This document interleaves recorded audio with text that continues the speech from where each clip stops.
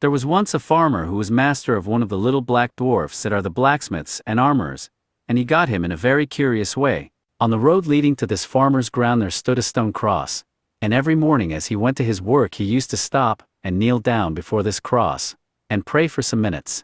On one of these occasions he noticed on the cross a pretty, bright insect, of such a brilliant hue that he could not recollect having ever before seen the like in an insect. He wondered greatly at this, but still he did not disturb it. The insect did not remain long quiet, but ran without ceasing backwards and forwards upon the cross, as if it was in pain, and wanted to get away.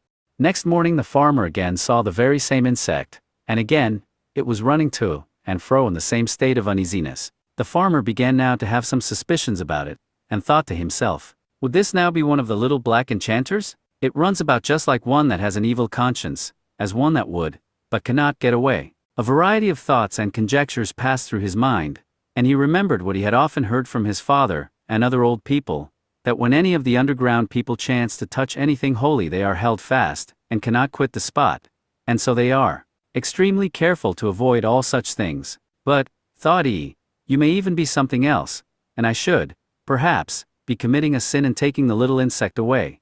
So he let it stay where it was. When however, he twice again found it in the same place, and still running about with the same signs of uneasiness, he said, no, it is not all right with it, so now in the name of God. He made a grasp at the insect, which resisted, and clung fast to the stone, but he held it tight, and tore it away by main force, and lo, then he found he had, by the top of the head, a little ugly black chap, about 6 inches long, screeching and kicking at a furious rate.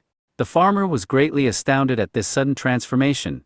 Still he held his prize fast, and kept calling to him, while he administered to him a few smart slaps. Be quiet, my little man. If crying was to do the business, we might look for heroes in swaddling clothes. We'll just take you with us a bit, and see what you are good for. The little fellow trembled and shook in every limb, and then began to whimper most piteously, and begged of the farmer to let him go. No, my lad, replied the farmer, I will not let you go till you tell me who you are, and how you came here, and what trade you know that enables you to earn your bread in the world. At this the little man grinned, and shook his head, but said not a word in reply, only begging, and praying the more to get loose. The farmer thought he must now entreat him if he would coax any information out of him, but it was all to no purpose. He then adopted the contrary method, and whipped and slashed him, but just to as little effect. The little black thing remained as dumb as the grave, for this species is the most malicious and obstinate of all the underground folk. The farmer now got angry, and said, do but be quiet, my child. I should be a fool to put myself into a passion with such a little brat. Never fear, I shall soon make you tame enough. So saying, he ran home with him, and clapped him into a black sooty iron pot, and put the iron lid upon it, and laid on the top of the lid a great heavy stone. Then he set the pot in a dark, cold room, and as he was going out, said to him, stay there now and freeze till you are black. I'll engage that at last you will answer me civilly. Twice a week the farmer went regularly into the room, and asked his little black captive if he would answer him now, but the little one still obstinately persisted in his silence. The farmer had, without success, pursued this course for 6 weeks, at the end of which time his prisoner at last gave up.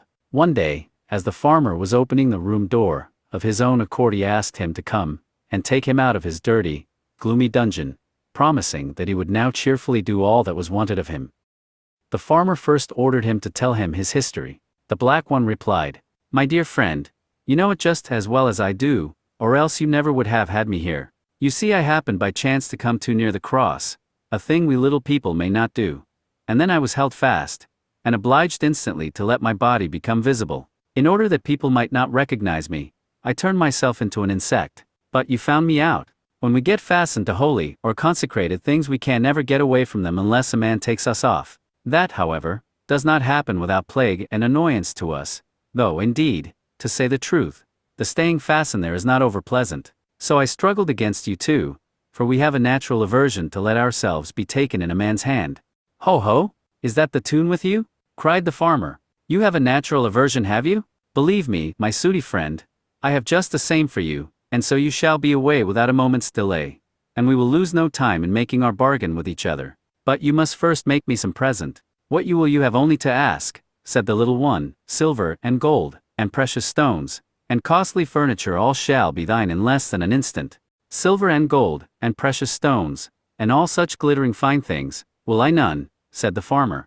They have turned the heart and broken the neck of many a one before now, and few are they whose lives they make happy. I know that you are handy smiths, and have many a strange thing with you that other smiths know nothing about. So, come now, swear to me that you will make me an iron plough, such that the smallest foal may be able to draw it without being tired, and then run off with you as fast as your legs will carry you.